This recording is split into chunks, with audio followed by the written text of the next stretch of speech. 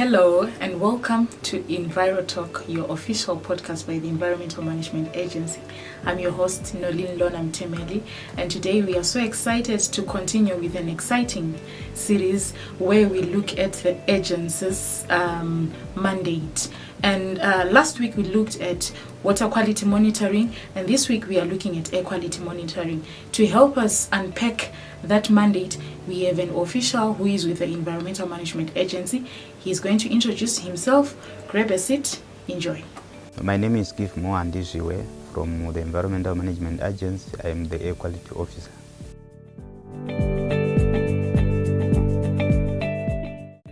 By air pollution, we mean the introduction of gases, particulates, or aerosols into the atmosphere from various processes that then lead to certain levels that are not permissible for the survival of human beings, even for the ecosystems.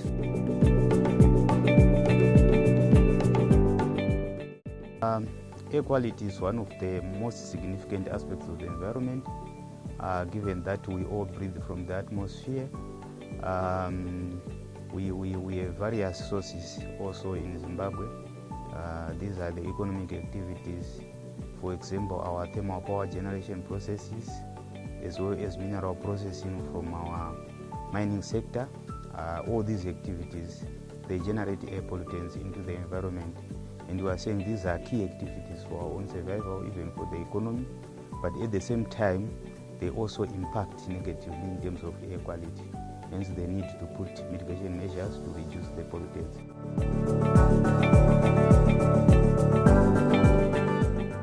We play a very significant role because we are the environmental watchdog.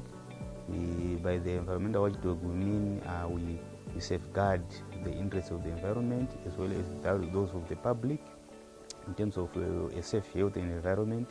That is to say, we really have to monitor the air pollutants, their pathways to the population, as well as how they affect the environment at large. We don't just talk about human beings, we also talk about our own plants, our own animals, the vegetation at large. So we play a very significant role by monitoring to ensure that these pollutants are not reaching alarming levels, as well as trying to control the sources. We have limits for the discharge sources, say for various parameters, for sulfur dioxide, for the particulates, for nitrogen dioxide. So we monitor to ensure they comply and hence not cause pollution.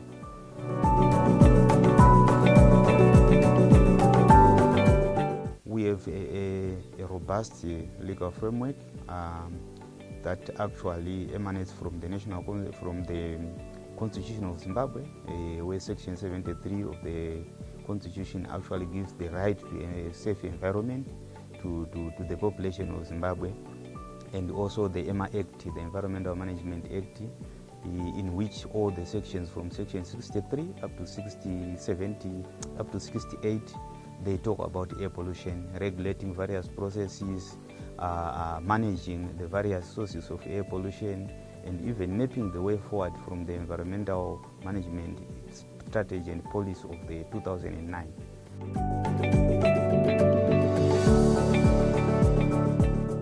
We have taken a lot of steps to reduce air pollution in Zimbabwe.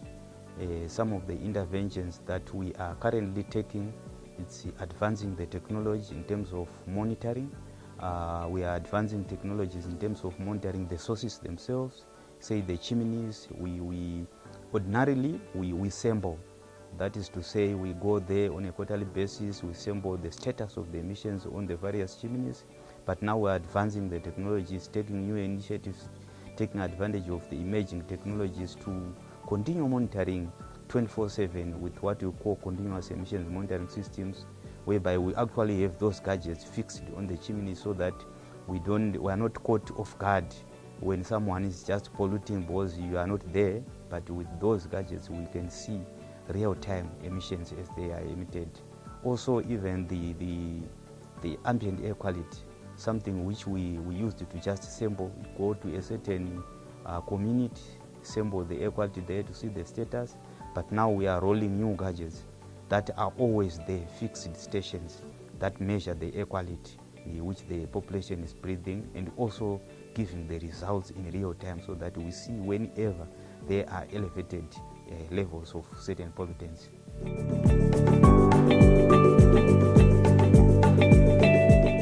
In terms of ambient air monitoring quality, we started with Harare. We already have 5 stations running in Harare. We have a station at the University of Zimbabwe, a station at Code Comfort Primary School, a station at the CBD Townhouse, a station at Timbare Polyclinic, a station at Epworth Primary School. That's for Harare. Then we have just moved out of Harare into the other cities. We recently installed 2 stations in Kwekwe, one at Cheza Primary, another one at Kwekwe High School. Then we also recently installed 2 stations in Bulawayo, Riversdale, as well as another one in the CBD. We also installed 2 again in Hwange, which is one of the districts with a lot of activities, especially regarding mining of coal and the thermal power generation. We have installed stations there at number 1 as well as at number 5. We also installed a station in Bedbridge.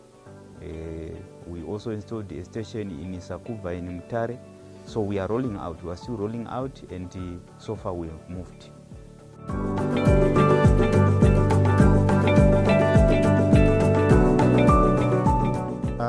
Communities can play a very critical role in controlling air pollution.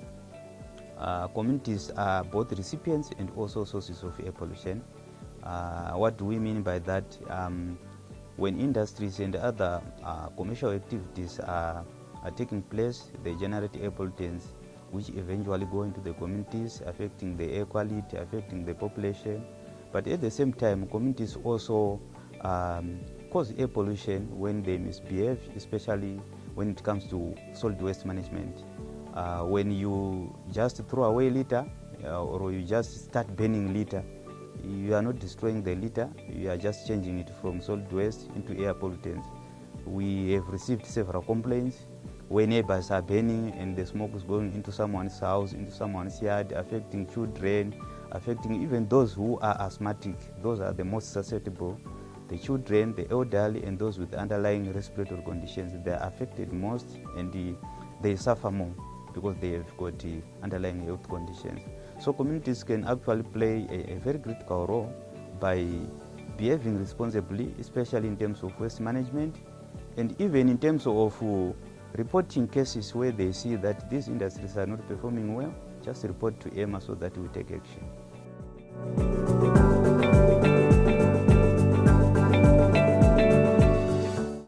I would like to urge Zimbabweans to take the issue of air pollution seriously, considering the verified figures that we are getting alarming from the World Health Organization, that we have 7 million people. We are not saying 7, but 7 million people dying prematurely because of air pollution, because of respiratory diseases.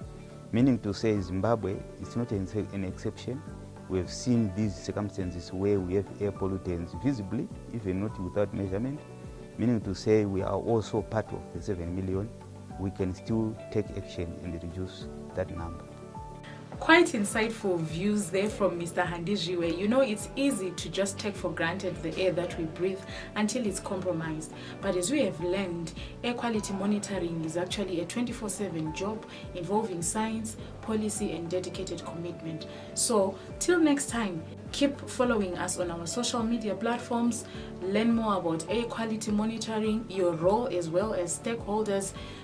Look it up on our website, www.ema.co.zw.